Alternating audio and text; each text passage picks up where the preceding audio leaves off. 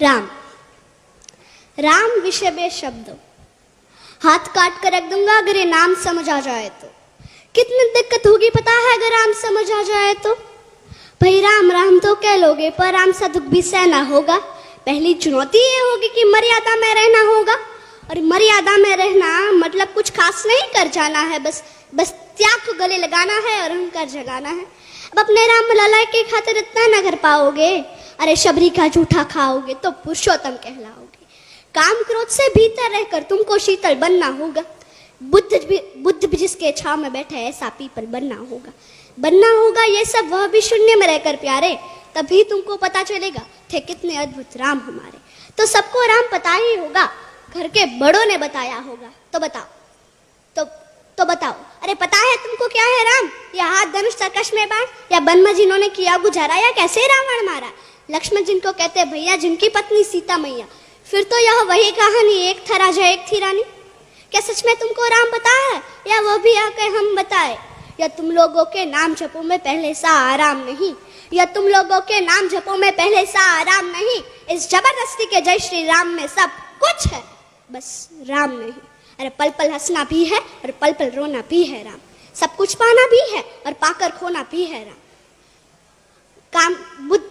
ब्रह्मा जी के कुल से होकर जो जंगल में सोए हो, जो अपनी जीत का हर्षो रावण की मौत पे रोए हो, शिव जी जिनकी सेवा खातिर मारुत रूप में आ जाए, शेष नाग लक्ष्मण बनकर जिनके रक्षक हो जाए, और तुम लोग काम क्रोध छल कप अहंकार सीने से लगा के सो जाओगे, तो कैसे भक्त बनोगे उनके, कैसे राम समझ पाओगे? अघोर क्या है पता नहीं और शिव जी का वरदान चाहिए। ब्रह्मचर्य का इल्म नहीं और इन भक्त स्वरूप हनुमान चाहिए। भगवा क्या है क्या ही पता, पर लहराना सबको होता है। भगवा क्या है वही जाने जो भगवा ओढ़ है सोता है। राम से मिलना है ना तुमको? निश्चित मंदिर जाना होगा, उससे पहले भीतर जा संग अपने राम को लाना होगा। अवधपुरी का उत्सव था, सबने खूब मनाया, कोई कसर नहीं छोड़ा, क्योंकि मेरे राम आए हैं। जय सिया राम। और हाँ, हमें भी अयोध्या आना। मैं सनातन धर्म की योद्धा आद्याबा जडेजा। भारत संतों की भूमि है, इसलिए तो कहते हैं कि भारत जमीन का टुकड़ा नहीं। भारत जमीन का टुकड़ा नहीं, जीता जागता राष्ट्रीय पुरुष है।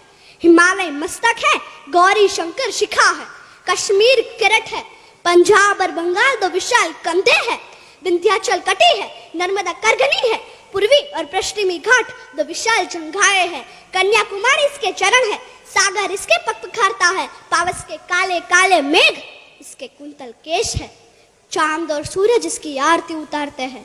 यह वंदन की भूमि है, अभिनंदन की भूमि है। यह वंदन की भूमि है, अभिनंदन की भूमि है। इसका कंकर कंकर शंकर है, इसका बिंदु बिंदु गंगा जल है। हम जिएंगे तो इसके लिए, हम मरेंगे तो इसके लिए, और मरने के बाद भी यदि गंगा में बहती हुई हमारी अस्थियों को